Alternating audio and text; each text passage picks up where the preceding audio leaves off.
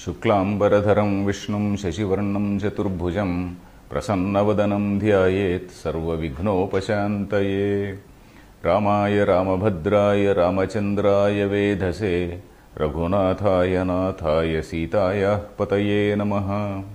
गोष्पदीकृतवाराशिं अशकीकृतराक्षसं रामायणमहामालारत्नं वन्दे अनिलात्मजम्। कूजन्तं राम रामेति मधुरं मधुराक्षरम् आरुह्य कविताशाखां वन्दे वाल्मीकिकोकिलम्। वाल्मीकिर्मुनिसिंहस्य कवितावनचारिणः शृण्वन् रामकथानादं को न याति परां गतिम्। वेदवेद्ये परे पुंसि जाते दशरथात्मजे वेदः प्राचेतसादासीत् साक्षाद् रामायणात्मना। Our salutations to the divine persons Rama and Sita, personifying Dharma. Our salutations to the mighty warrior Hanuman and to the great sage Valmiki, who has given us this nectar of Ramayana.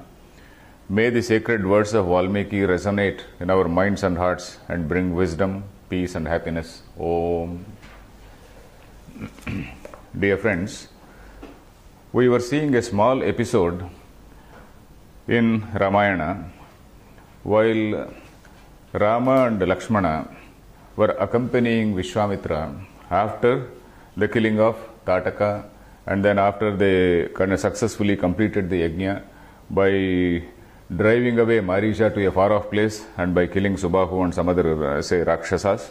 So they all sat down and they successfully completed the yajna, and then they have all started towards at that time we know that the Munis, they said there is a very big yajna going on by Janaka, he organized by Janaka, and then there is also a very great bow, a very mighty bow, and Rama has to see that bow. So that is what they said. They did not tell about Sita and then marriage, etc. They only talked about the big bow. So that is how they were all proceeding. And en route there are some small stories. We have heard about 2-3 small stories in between. And then we are in the middle of another small upakyanam. It is called upakhyana, a small story within a bigger plot. So it is actually epic style to introduce some small stories in between in order to introduce some small capsules of morals. So here we are seeing one small episode like that, where there was one gentleman called Kusha, and then that Kusha, he was a king actually, and then that Kusha had one son called Kushanabha, and that Kushanabha had 100 daughters. We saw that in the last talk. And then these people, they were very beautiful, and then they were actually playing and dancing somewhere outside in the forest. And then at that time the wind god saw them, and then wind god said, "Okay, you marry me." They said, "No, you please go and ask your father." But he didn't listen. He tried to violate them. Then they said they refused, they rejected, and then this man got angry and then got into their limbs and then made them shrink. So that is what we saw. So they all became some like a Home Alone child. They became shrunk in the sense, not in that tiny way, but they became rather hunchbacked, or slightly they became weak. So that was the situation.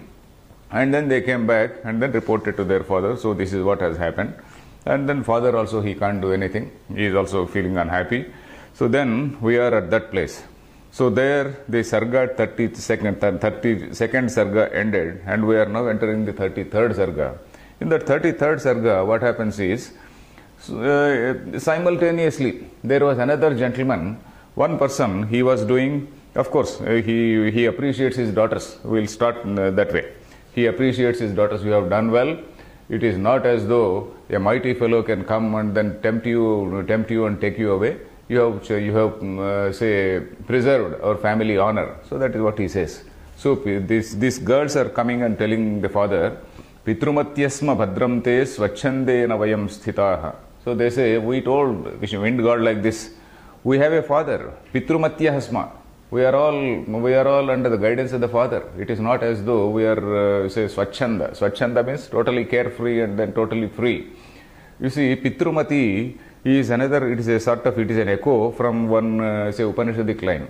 Matruman, Pitruman, Acharyavan. So a person who is a Matruman, who is guided by his mother, a person who is guided by the father, a person who is properly guided by the teacher, these are the people who are competent. They gradually mature to get as a proper realization. So that is what is the line from one Upanishad.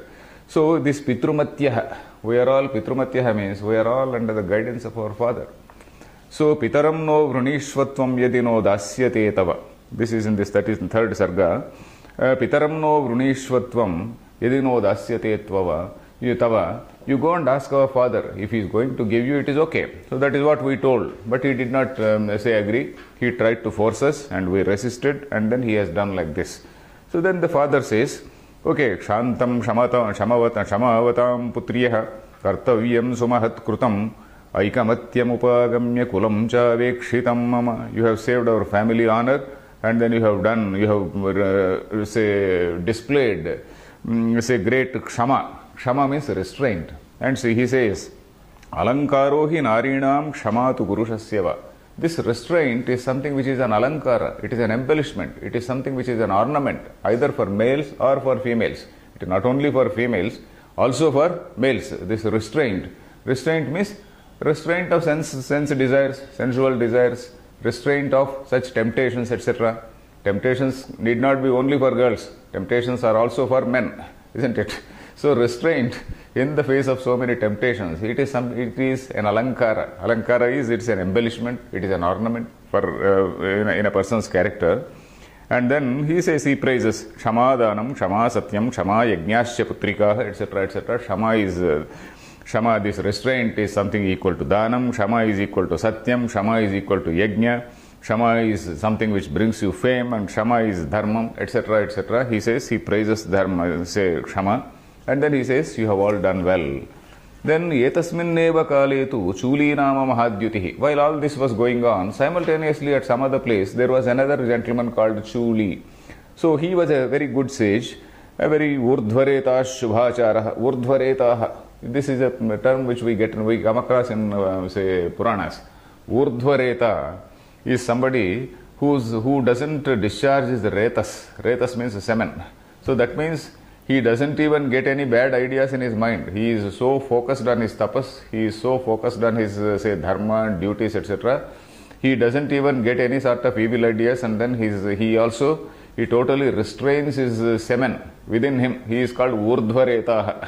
So Urdhvareta Shubhacharaha. So this gentleman was doing a great tapas. And then one damsel was serving him, one Gandharvi. So she was serving him. And then at some point of time, she requested him, you are a great man, you are a great sage, and then Lakshmiya Samudito Brahmya Brahmabhuto Mahatapaha, you are so endowed with such, say, that great luster of tapas. A person who is doing some great tapas, he is having that, say, if not aura which you find in films, etc., it is he is having that glow on his face. So I see this Brahmi glow on your face. So Brahmena tapasa yuktam putram ichhami dharmikam. I want a son from you, because again and again you see this man-woman relationship is portrayed from so many angles. You see, earlier we saw 2-3 episodes. In this episode also, earlier we saw this 100 girls who are saying no to wind god. And then again there is a Brahmana who is doing tapas. And then this lady requests him, you are such a dharmika person. I want a person who is going to be a dharmika son. So that means a person who will be a great upholder of dharma. I want such a son. You please marry me. So he is competent to marry in such circumstances. He is competent to marry, and then he marries her. And then through them, they get one child called Brahmadatta. Brahmadatta was equally great sage. He was also a great dharmika. He was renowned for his tapas. And then it so happens that this king who has these 100 daughters, he gets hold of this man. He gets in touch with this Brahmadatta, and then he requests him to marry his daughters. And that Brahmadatta, he marries all the 100 daughters. All the 100 daughters of this Kushanabha. Kushanabha is the king. He has those 100 daughters. Those 100 daughters are now married to this sage called Brahmadatta. And they say there is a miracle which happens at that time. Tam ahuya mahateja brahmadattam mahipatihi. He gave his 100 daughters. Then yathakramam tada panim jagraha raghunandana Brahmadatto Mahipalas Tasam Devapatiryatha. And Sprushtamatre Tadapanau Vikubja Vigatajvaraha. The moment he touched them, there is a small ritual which is mentioned here. Panigrahanam. Yathakramam tada panim jagraha. Panim jagraha means as and how he took their hands, the hand of each one of them. So you see, in a sort of serial order, they were coming and then probably he was holding their hand. There is what is called panigrahana. Panigrahana means the man catching hold of the hand of the woman and then going around the fire. That is panigrahana. So panigrahana. Pani means hand. Grahana means to catch. Panigrahana means holding the hand and moving around the fire. So as and when he touched them and then moved around, then automatically they regained their shape. Their kubjatva was gone, all their that shrankanness has gone, and then they became normal, extremely beautiful, and then all the girls, they became so beautiful, and then they felt very, very happy. And that is what we see here. Sprushtamatre tadapanau vikubja vigatajvaraha. So this is an example of what is called Brahmi Vivaha. In our Puranas and then in our Dharma Shastras, they talk about 8 types of marriages. Ashtavidha Vivaha, they say. Ashtavidha Vivaha, the noblest marriage type is where the parents, they agree, and then where it is done according to Shastra. Both sides, the parents agree, and then there is a properly, we can say, arranged marriage according to modern terms. So that is what is called Brahmi Vivaha. So here it is an example of this Brahmi Vivaha. And then, so of course, with this passage, there is a small message here saying that daughters are not supposed to be swachhanda. Daughters have to take the guidance of parents. And then even when solicited by a very powerful person, they have to be righteous. Their righteousness is very important. And then in this particular sarga, Shama, that restraint, is difficult even among gods. So that is what this father says. And so that is how it is. So it is a nice message about the Brahmi Vivaha, which is as per the wishes of the parents. Then we move to the next, say sarga. We come back to Kushanabha. Kushanabha has 100 daughters. He has no son. So he wants a putra. For that purpose, he does a putreshti. So putra kameshti, the same thing which was done by, you can call it putra kameshti or putreshti, both ways. Putra is son, kama is desire, ishti means yajna. Putreshti means ishti for putra. Putra kameshti means yajna desiring putra. Both are one and the same. So putreshti.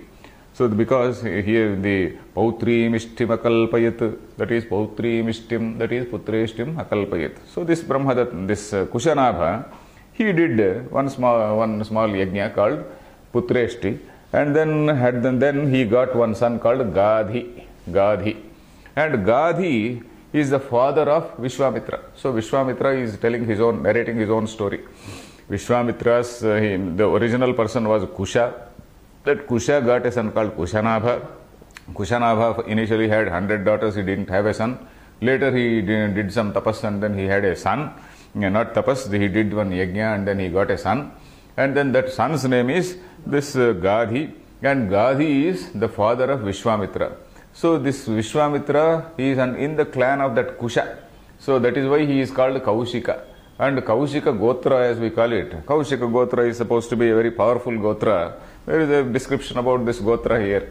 So this Kaushika Gotra, they say all the people are highly virtuous people. You see, all these people, they Divya Punyodakaramya. Okay, here, when Vishwamitra tells his story, then all the sages, they praise him. What do they say? Sadhu sadhviti te sarve manayo hyabhya pujayan. Oh, very well done, very great, say clan. So Kushikanāmayam vamsho mahan dharma parasada brahmopama mahatmanah kushavamsya narottamaha. So these are all the people of this Kaushika Gotra. They are very, very devoted, highly virtuous people, and they are very righteous people. And then they are people, they are, what does he say? Mahatmanah, great people. Mahatma, great people. And then they are like Brahmarshis. That is what he says. Brahmopamaha, they are almost like Brahmarshis. And then especially you, O Vishwamitra, Visheshena Bhavaneva Vishwamitra Mahayashaha. Especially you are one who is excellent among them. So that is how they praise him. Then we come to the next sarga, because here the sargas are moving rather fast, because there is only in this particular sarga 34, there is only a description of this family, say, line, and then also a description of the forest and how beautiful is the night, and then how the moon is shining, and so all those descriptions are there. And now we come to the Sarga 35.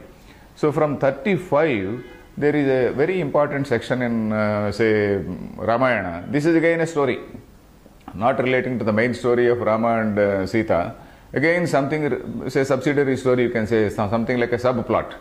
In almost all epics, this is the style. You find lot many sub-stories. So here, the story is about Ganga Avataranam. There is a term called Ganga Avataranam. Ganga, how it has descended to the earth. So what do you mean? Ganga you find there in, say, Benares, and then it is from the Himalayas, etc., etc. But the way our people have visualized this Ganga is, this is a divine river which was initially flowing somewhere in heaven, and then it was brought down to earth for some reason. There is a very big story about how Ganga was not actually born in heaven. It was born to Himavan only. It was requested, the gods, all the gods requested Himavan, we also need a river there in our place for our, say, karmas, etc., for our, say, for our needs, let us say, and then we need Ganga. So he gave Ganga. So that is what we are going to see in this Sarga number 35. So what happens? We are now seeing the journey. Vishwamitra along with Vishnu, these Munis in 100 bullock carts, all that thing you have to keep it in the mind. They have all started in 100 bullock carts from their Siddhashrama, where they did that yajna. And en route, he is telling all the stories of all those places. And then here, now they were, till now they are on the banks of a river called Shona Nadi. And then they move ahead towards Mithila. And then while moving ahead towards Mithila, en route, they come across this Ganga river. By the time it was afternoon, te gatva duramadhvanam gate ardha divase tada. Gate ardha divase, when the half day was over, that is when it was afternoon. Janhavim saritam shreshtham dadrushrum munisevitam. Janhavi is Ganga. There is another name for Ganga is Jahnavi. So they saw this Jahnavi river. What type of river is this? Munisevitam. So all the Munis, all the saintly people, they stay on the banks of this river Ganges. You see that now river Ganges may be a highly polluted thing, but then in olden days, it was a very, very, very pure stream flowing down from the Himalayas. You see this. Tam društva punya salilam hamsa sarasa sevitam babhur munayas sarve muditas saharaghavah. They were thrilled to see the pure waters there.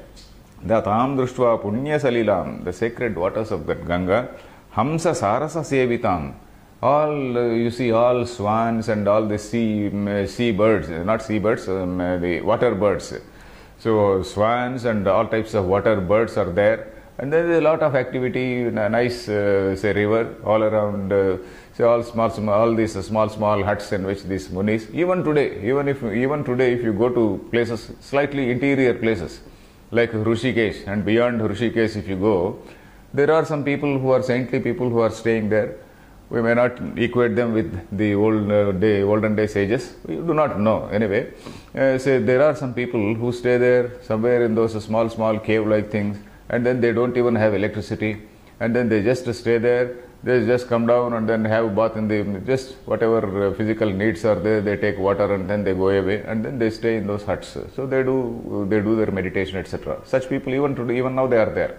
Beyond Rishikesh, if we go, so. He is describing such a thing.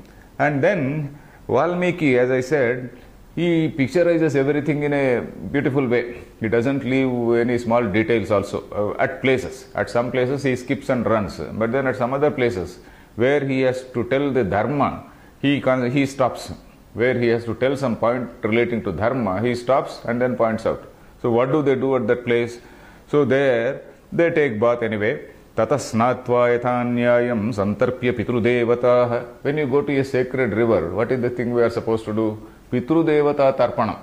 Because the sacred rivers, you see, we list out all these sacred rivers when we do our puja. When we sit for our puja in the morning, We say Gange cha Yamune chaiva Godavari Saraswati Narmade Sindhu Kaveri Jalesmin Sannidhim Kuru. You have got a small kalasham. In that small kalasham you draw water from your tap, and into that tap water you are invoking the holy waters of Ganga, Yamuna, Saraswati, which is no longer there. Gange cha Yamune chaiva Godavari Saraswati. Godavari is there, Saraswati, Narmada, Sindhu, Kaveri. So rivers, major rivers all over the country, they are considered to be sacred. In fact, we have got this practice of, say, every 12 years, say, there is what is called, what is that, what do we do? That Pushkaram. So Pushkaram is there is a great festival where people from all over the, say, country also, they come and then they take dip in those holy rivers. So like that, we have got a system of visiting all these holy rivers. So Ganga, even otherwise, whenever you go to a holy river, we are supposed to, say, do some, respect that river. Basically, in fact, even in my childhood I have seen, when we were crossing a river, we used to take a coconut, we used to break a coconut and then do namaskara and then move. So the bus used to stop and then people used to get down and then break a coconut and then move.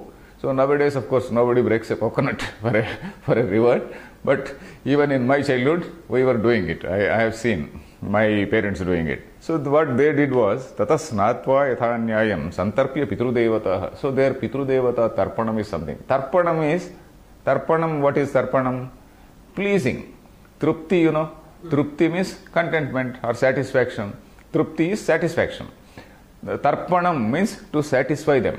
To satisfy means by offering this udaka, by offering these waters in their name, it is presumed that these waters, they go and reach them, because mantra has got the effect. In fact, mantra, if you trust it, if you believe that it has got effect, it will have effect. If you are a great rationalist and if you say mantra is nonsense, then it will not work. If you think that it is there, it is there. Yadrushi bhavana yatra siddhir bhavati tadrushi. People say, depending on your own shraddha, depending on your own bhavana, it is there. If you don't want to believe, you don't believe. So it is fine. So what did they do? Hutva chaiva agnihotrani prasya cha amrutavadhavihi. Then they also did this Agnihotra. And then here of course Govindaraja has written slightly elaborately. Govindaraja, I said, he is a commentator. He says how they did all these Panchamahayajnas. So we talk about the Panchamahayajnas which are part of the Nitya Karma of a person. Panchamahayajna is, what is that? Bhuta Yajna. That is, you are supposed to give some food to Bhuta, various types of animals. Then Atithi Yajna. First of all, Atithi Yajna, that is, you are supposed to give food to the guests. Then Deva Yajna, you are supposed to worship gods and offer something to gods. Then again what? Atithi Yajna, Swadhyaya Yajna, you are also supposed to recite Veda, that is another thing. Then what is the other one? Swadhyaya Yajna, Swadhyaya, what is the other one? Bhuta Yajna, Swadhyaya Yajna. So anyway, so these are the 5 Yajnas, Pancha Mahayajnas they are called. So where these are part of the Nitya. Pitru Yajna, you are supposed, Pitru Yajna they have done. So Pitru Yajna is offering, some, not only this waters, but also this food to the forefathers. So that is one thing. So after that, whatever remains is called Yajna System. Yajna System. That is what is called Havihi. Prasya cha amrutavad havihi. This is 9th shloka. In this, what sarga? 35th sarga. 35th sarga, 9th shloka.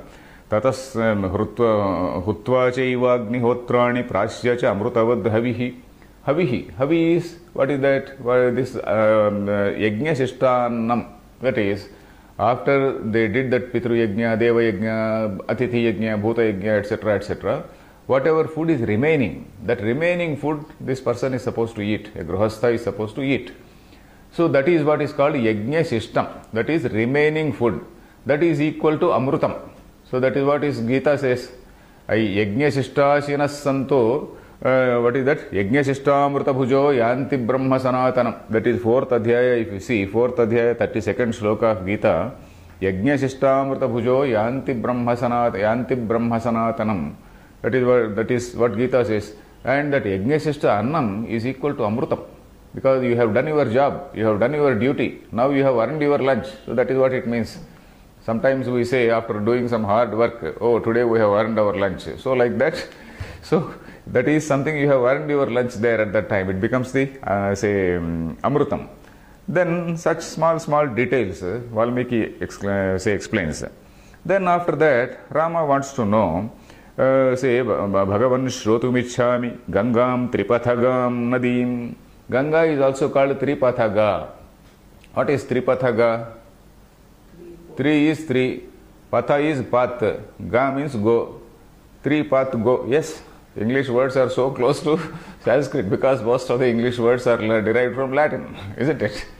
Most of the English words, we know that they are derived from Latin.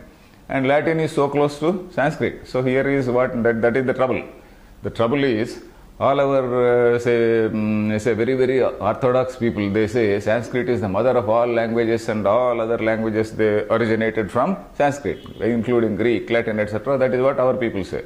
But whereas others, Westerners, they say, no, it is a family of languages. That is, whether it is Persian or whether it is Latin or Greek, these are all a family of languages. That is what they say. So there is a slight argument between them. Unless we are experts in linguistics, we cannot say which is true. So we will not go into that trouble. So anyway, this is limited. Tripathaga, that is three path go. What is it? It moves in heaven, it moves on earth, it also moves on the nether world, what is called Patala Loka. We talk about three worlds, not Bhurbhosvaha. We talk about the upper worlds, the earth and the lower worlds. So Ganga is one thing which is there, moving in all the three worlds, and then making people, giving people an opportunity to touch its holy water. So that is what is the story. Tripathaga it is called. So it is moving in heaven, it is moving on earth, and again it has gone to the lower world. So he wants to know why is it called Tripathaga? How is it this has happened? Then Chodito Ramavakyena, then Vishwamitra, so he feels happy. Okay, now I am going to tell you the story of Ganga, he says. This Himavan, there is a Shailendra. Shailendro Himavan Nama Dhatu Nama Akaro Mahan. So there is a very huge, the great mountain called Himavan. And this Himavan, he had two beautiful daughters. Who were they? The elder one is called Ganga. The younger one is, Uma. Of course, here we have to remember that the story of Ganga Avataranam is there in so many, Puranas. Of course, Ramayana is one such text where Ganga Avataranam is described. In some other Purana, it may be slightly different. In some other Purana, it may be slightly different. So we should not think that there is so much of contradiction, etc. Because all these Puranas, the most traditional view is that all of them are written by Vyasa. But many traditionalists also, including my guru was also a very traditional teacher. That is Mahamahopadhyaya, Pullal Ramachandrudu. He also used to say that all these Puranas, it is not as though Vyasa composed all these things. Some old things might have been written by sage Vyasa, but some others, obviously they are written by some other people at a later date. We don't know what is the later date. Say for example, Bhavishya Purana. Bhavishya Purana, somebody said it describes the arrival of, Prophet Muhammad, etc. Then I read it. So what they said is totally different. We hear what we see is totally different. So like that, Bhavishya Purana is a slightly later Purana. It is very obvious. Bhavishya Purana, the idea is that they are going to say what exactly happened. So that Bhavishya Purana does not say what exactly happened. There is some wishful thinking in that. So that is the reason why we say that all Puranas probably were not written by sage Vyasa. So but anyway, the point is, Ganga Avataranam is described in different Puranas with slight differences. But here the description is like this. Ganga is the elder daughter and the younger daughter is Uma. And then then all the gods, they approach the Himavan. We need a river. We need a river for our, purposes. You please give a river. Of course, our purposes means not only this drinking, etc. There is again a theme which we are going to see. That is Shiva, Parvati, when they were, doing intercourse, then what happens? Then that we are going to see, where there is a clear description of all that. So there is a purpose for this. So there is what is called Deva Karya. There is a divine purpose. So the Hanuman agrees and then he gives his daughter to gods and then they take her away. Then Uma is the younger daughter She did great tapas. She did great tapas and then she married Shiva. So everywhere this tapas is emphasized. Tapas is something which is a very recurring theme in Ramayana.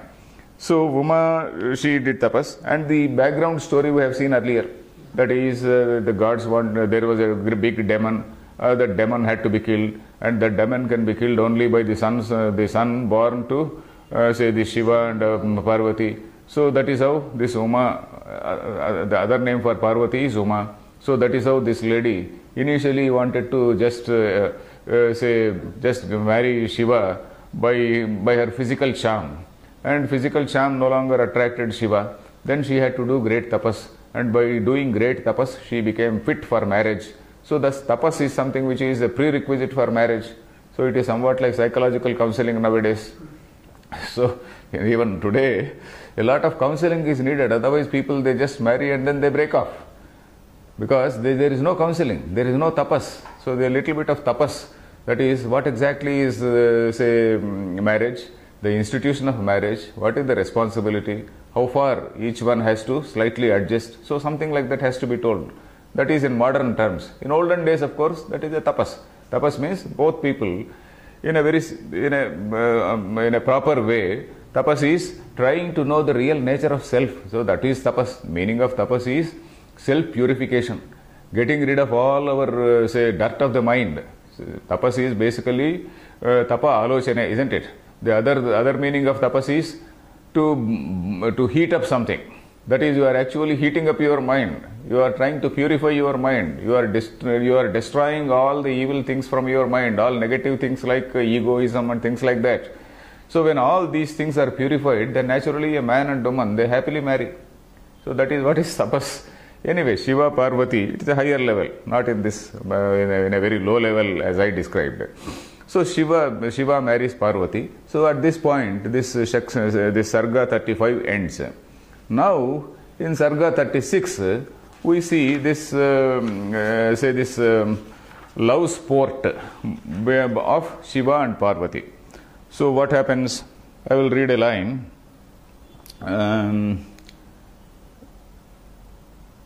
So there, Purarama Krutodvaha, yeah.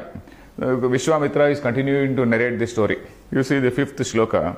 Purarama Krutodvaha Shitikantho Mahatapaha Društva cha Bhagavan Devim Maithunayopachakrame.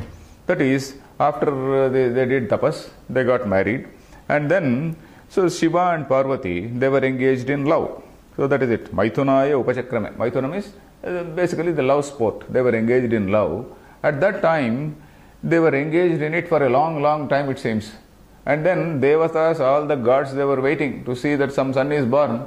But then they were engaged in such a long time that the Devatas got confused. If they are engaged in such a long time, a very mighty person might born. And then we may not be able to bear him. The earth may not be able to bear him. So that is what they thought. So then they disturbed that a person who is born after such a long time, say that also is like tapas anyway. So after such a long time might be a very powerful man. The earth may not be able to bear him. So they disturb them. And then they go, Na loka dharayishyanti tava tejas surottama brahmena tapasa yukto devya saha tapaschara. So all the, the worlds will not be able to bear the son which you are going to deliver. So you please stop, and then you withdraw your retas within you. So that is what they say. Trailokya hitakamyartham tejas idharaya. You just withdraw the tejas within you, and then you stop this sport. So then, okay, Shiva says agrees, and then he says, okay, where shall I leave this, say, retas, or where shall I leave this fluid, let us say. So then, okay, they say, okay, all the gods, they suggest, okay, release it on the earth. So then, okay, he releases on the earth, and then the fire god takes it along, and then fire god takes it along, and then that vital fluid, say from that, this Kartikeya was born. From that vital fluid, which is there fallen on the earth, Kartikeya. Kartikeya is the name for Kumaraswamy, what we call Muruga. In Tamil Nadu we call it Muruga. The other name is Kumaraswamy. Other name is Kanda. There are etymological meanings for all these things. He is called Kartikeya because he was raised by a group of goddesses called Kruttikas. We are going to see that. Yatra jato mahateja Kartikeyo agnisambhavah atho mam cha shivam chaiva devas sarshiganas-tatha. So then, what happens? All these say that Kartikeya is born and the gods are very happy and then they go away. Then section 37, that is Sarga 37, is a slight flashback to earlier Sarga. It is almost like a flashback because it is again describing the same thing, again describing the same, say that is the birth of Kumaraswamy in a slightly detailed way. So it is telling the background. The background is that the gods, they wanted a chieftain. The gods are there, the gods' army is there without a chieftain. So they wanted a leader for the army. So this Kumaraswamy is also called Senani. You must be knowing that. Senani, Ragnibhur, Guhaha, Bahuleyas, Tarakajit. So these are so many names for this Kumaraswamy. So they needed a chieftain. So they went to Shiva and then they requested Shiva. So that is how that is the background is given here. And as I said, as we just saw in the earlier Sarga, when Shiva discharged the fluid, Agni, he discharged it, the gods suggested it, nobody else can bear it, you discharge it on Ganga. Of course, not directly on earth, through Ganga only, not directly on earth, it is through Ganga. So discharge into Ganga. So Ganga was totally overwhelmed by that, by that heat. Ganga was overwhelmed and she says, I am not able to bear it. Tam uvacha tato Ganga sarvadeva purigamam. So Ganga says, no, I am unable to bear this. It is burning my entire body. So that is what she says. And then she also delivers that baby and then releases the remaining Garbha baby, and along with the womb is there, isn't it? So the baby is Kartikeya. The womb she delivers, she throws it on the ground, and that becomes gold, silver and various other metals. So that is what is the description here. So here that malam tasya bhavat tatra trapu sisakamevacha. So all those things, say the Garbha, along with the baby, all this, the other placenta, what we call, all that placenta comes out. So all that thing was thrown on the Himavan or the ground, and then that became gold, silver and various other metals. So all such description is there. So then what happened? He was called Skanda because it is the fluid of Shiva has just been discharged. Skanda is somebody, it is related, the derivation is like that.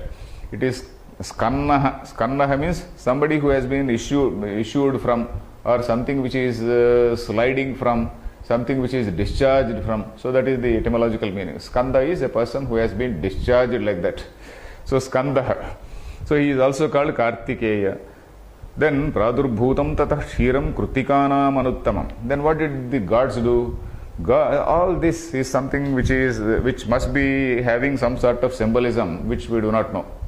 In the sense that these gods, what do? They employ 6 goddesses named Kruttikas. Kruttika, that it is a nakshatra, a group of stars actually. Kruttikas are a group of stars. So these 6 Kruttikas, they were employed to feed this baby. And then this baby, Shannam Shadanano Bhutva, he became a 6-headed person. This boy became a 6-headed person and sucked milk simultaneously from all the 6 people. So that is what it says. So all this, it is a metaphorical, or rather not metaphorical, it is something, a symbolic story. So these 6, goddesses, they gave milk to this person. And then some people explain it as the Shat chakras which are there in the body. The 6 chakras, what is called Mooladhara chakra, then Swadhisthana chakra, Manipura chakra, and then Anahata chakra, Vishuddhi chakra, Agnya chakra, and then Sahasrara, etc., etc. The 6 chakras which are mentioned in the body, they refer to the 6 chakras. And then Kumaraswamy is also called Krauncha-Vahanaha. Kumara Krauncha-Vahanaha. There is a name for Kumaraswamy. Krauncha means crooked. Mind is referred to as Krauncha. We have seen in that earlier shloka also, Manishada Pratishtham Tvam Agamashashvati Samaha. When Valmiki saw that hunter killed that Pakshi, so that was the Pakshi Dvayam is Krauncha Mithunam. Yet Krauncha Mithunadekam Avadhih Kamamohitam. in that Krauncha Mithunam, that pair of Krauncha birds, you have killed that one bird, it says. So Krauncha means something which is having a crooked, say movement. So the mind is said to be Krauncha. Mind is said to be the Krauncha, and Krauncha Vahana is somebody who has controlled the mind. So this Shat Chakras and controlling the mind is one symbolism. And maybe in the Vedic astronomy or something, it may be having some other meaning also. So if you want to fully understand the Ramayana, maybe one has to have full knowledge of the Vedic Veda text also. That is the Samhita, Brahmanam and all those things. Samhita, where exactly the mention of Krutika has come. So unless we know all that, and also the Vedanga called, say, the Vedic astronomy, we may not be knowing the full meaning of these things. And unfortunately, the commentators also have not touched much. So this is Shat Chakra, etc. is told by one eminent scholar. So some eminent scholars, they have been giving some commentaries. So now, at the end of this 37th chapter, there is what is called Phalashruti. In Ramayana, not only in Ramayana, but in Bhagavatam and several other Puranas, you find a Phalashruti. That is, a particular passage. If you read this particular passage, somebody who wants children, he has to read this passage. So that is what it says. Somebody whose daughter has to get married, there is another sarga here. So like that, there are certain say sargas which people used to read earlier. People used to read and people get result also. Because if you have faith, you will get the result. So you see, last shloka says, Bhaktaschayah Kartikeye Kakutsa Bhuvimanavaha Ayushman Putra Pautraishcha Skanda Salokyatam Vrajet. Oh, Vishwamitra is saying, Rama, oh Rama. So whoever is the Bhakta of Kartikeya and whoever reads this particular passage, this entire history of Kartikeya, he will become an Ayushman, that is, he will have a long life. Then Putra Pautraishya, so he will live long, he will see sons, grandsons, and all such, that entire clan, he sees the growth of his Vamsha. And then Skanda Salokyatam Vrajet, he will also go to the Loka of Skanda. So that is what he says. That is that, say Phalashruti. Then we have not completed the story of Ganga. Ganga, its movement in heavenly world has been described. How it has come to earth, it has to be described now. So that goes on now. So now we are entering the 38th sarga. Tam katham kaushiko rame nivedya madhuraksharam punareva aparam vakyam kakutsamitam abravit. So okay, now he starts telling about the remaining story, how that Ganga has come to earth. So he says that there was one king called Sagara. Rama, you know that Rama belongs to Ayodhya. He is a son of Dasharatha and they belong to that solar race. In the same solar race, Rama's one old predecessor was Sagara. In his own clan, some forefather, his name was Sagara. And that Sagara, he had two wives, and then one wife, she got, of course, he had two wives, and then he did not have children for a long time. And then he did some tapas. Tabhyam saha maharaja patnibhyam taptavans tapaha. He did tapas for a few years. And then he took the guidance of one Muni called Bhrugu Maharshi. And that Bhrugu Maharshi gave some boon to this man. Okay, now say you will get children. You have two options. One is, from one wife you will have one son who will be the cause for, say, continuing your family line. That means he will have his son, etc. Your family line will continue through him. And then another wife will have 60,000 strong, very valorous people, another wife will have. So, okay, he gives the option to the wives themselves, you select what you want to have. So the first wife says, no, I want one son who will be, he may not be a great person. So that option was, one son, he is not a great man, but through him the family line will continue. So there are 60,000 people who are very valorous, great dharmatmas. So that is what, say, the option. So the first wife wants, okay, I want one son only. Then the second wife gradually takes the remaining, she also accepts for the, say, 60,000 sons. So accordingly they get children. And then what happens? Okay, the first wife got one person called Asamanjasa. Asamanjasa is the name of that boy. Even the name, you know what is called Asamanjasa? Asamanjasa means something which is totally inappropriate. When something is right and good, we say, oh, yes, Samanjasam. Samanjasam, you use the word normally. Samanjasam is something which is appropriate. Asamanjasa is something which is totally inappropriate, something which is adharma, something which is unrighteous. So that is what is Asamanjasa. And the second lady, she delivered a huge, a bottle gourd-like thing, a big womb she delivered, and then that broke into some pieces, about 60,000 pieces. They were all kept in some pots. They were all kept in some pots, and then over a period of time, all these from the pots, 60,000 sons came up, and they were very valorous, nice people. Sammatas sarvalokasya. So then, evam papa samavachara. Okay. So these, after a lapse of time, these people, they grew into very powerful people. Then their nature is being described. This Asamanjasa was a sort of evil-tempered fellow, an evil-minded fellow. His pastime was to pick up some children, dip them in water, and while they were dying, he was taking pleasure. And then he used to torture people. So he was such a bad fellow. But then he had a son. He also married, and then he had a son named Amshuman. And that Amshuman grew up to be a good guy. So that is what we see. This Asamanjasa, an evil-tempered man, because he was evil-tempered, the father, the king, Sagara, he banishes him from his empire. He banishes him from his kingdom. He goes away. Then the other 60,000 sons, they are also growing well. So at that time, the king gets an idea. He wants to do some Ashwamedha Yaga. This Ashwamedha Yaga, that is horse sacrifice, seems to be a very predominant thing in those times. That is in Treta Yuga. We are now talking about the culture of Treta Yuga. Of course, there are several points of dharma which are related, which are ever applicable. But then certain yajna, etc., we are no longer doing. So this Ashwamedha Yaga he wanted to do, and then he started doing a yajna. And then the horse was released, and then it so happened that Indra, the god Indra is there, you know, that Indra sometimes he disturbs people, he wants to test them. So for some reason, he picked up this horse, he stole the horse and took it to the, nether world called Patalam. Patalam is that nether world. So he took it to Patalam and left it at one place. There, so these people, these 60,000 people, they go in search of it. The father says, okay, you go and search every nook and corner of the earth. So they search the whole earth. They don't find. And then he says, okay, you divide the earth among yourselves, 60,000 people, and then dig up every bit of it. So they dig up every bit of it.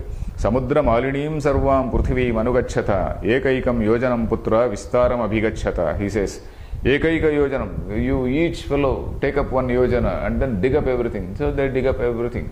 And then they see, they just do not see anything. And they just come back. Then and in the process of digging, etc., they caused trouble to lot many people, many sages who were doing tapas, and many other celestial beings who were doing some tapas, etc. They disturbed lot many people. Some people got killed, and then they were creating such great disturbance. And then all the gods became worried, and then the gods went to Brahma, and then they said, oh, these people are creating a lot of nuisance. So then Brahma says, don't worry. Say these people will be taught a lesson, and then they go and they go away. So now we are coming into Sarga number 40. Sarga number 40. So there, what happens? The father has sent them again. When they did not see the horse, their father says, no, go and dig up the whole earth, go down to Patala Loka, go down to the nether world, he says. So they go up to the Patala Loka. And then the Brahma assures them, they will go up to Patala Loka. There is one sage called Kapila Maharshi there at that place, and that Kapila Maharshi will teach them a lesson. So that is what they say. Then Pitamaha Vachashrutva Trayastrimshad Arindamaha Deva Paramasamshrishtaha Punarjagmur Yathagatam. This is the 5th shloka of 40th Sarga. So this I am reading because you see the meaning. Pitamaha Vachashrutva Trayastrimshad Arindamaha. Trayastrimshat means 33. 33 gods. So we have got a dilemma about 33 crore gods, isn't it? So normally the talk is, oh, Hindus are having 33 crore. 33 crore means 33 into 10 million. 330 million gods. So there is a god in every nook and corner. So that is what is the story. It is not like 33 million, 330 million gods or anything like that. 33 types of divine beings. So that is how it is explained in all our texts. So we have to know this particularly. That is, even here in the footnotes, the commentators Govindaraja and others, they have explained these things. And you get a more detailed account in Brihadaranyaka Upanishad in a Brahmanam called Shakalya Brahmanam. In Brihadaranyaka Upanishad, there is a small chapter called Shakalya Brahmanam. There is a discussion between sage Yajnavalkya and another sage called Shakalya. So about what is the number of, how many gods are there, that Shakalya starts questioning, say, Yajnavalkya. So then Yajnavalkya, he gives the replies and then he explains who are these 33 gods. That is, you see, when our ancient rishis, they observed the whole universe. They observed certain, say, cosmic forces, let us say, cosmic forces which are favorable to the human being, which are for the growth, which contribute to the growth, physical growth of a person. And there are certain other things which weaken, which debilitate a person. And there are certain other things which are associated with knowledge, which are associated with intelligence. So they call them Vasu, Rudra, Aditya. Vasu, Vasati iti Vasu. Vasa means to live. Vasati. They make you live. They sustain you. They nourish you. So there are certain things which are called Vasu. There are called Ashta Vasus. There are names for those Vasus. Ashta Vasu, that is 8 Vasus. Rudra, which trouble us. So that is why there are Ekadasha Rudras. Then Adityas, related to intelligence, awareness, consciousness, etc. Dvadasha Adityas. Aditya means, sun. Sun is the light. Light symbolizes knowledge. So Adityas. So that is how 8, 11 and 12, it comes to 31. Plus Indra and Prajapati, if you add, they become 33. So these are the 33 categories of God. So in Sanskrit, there is a word called Koti. Koti means a category. Koti is, it has got several meanings. One meaning is, it is, suppose you take a triangle. That corner is called a Koti. That is one Koti, there is another Koti, there is another Koti. Koti is a corner. Koti also means a category. Koti also means, say 10 million. Say 10 million is 100 into, say 100,000. 100 into 100,000 is 1 crore Koti. So we should not say that Hindus are having this 330 million gods. So that is what we have to remember. 33 gods means in the whole cosmos, in the whole creation, there are certain things which are related to nourishment. There are certain things which give us some trouble. There are some other things which are related to intelligence, etc. So these are various categories. So 33 categories. So that is what we have to remember. So that is the reason why I read this shloka. We will go ahead in the next talk. Harihi Om Tat Sat.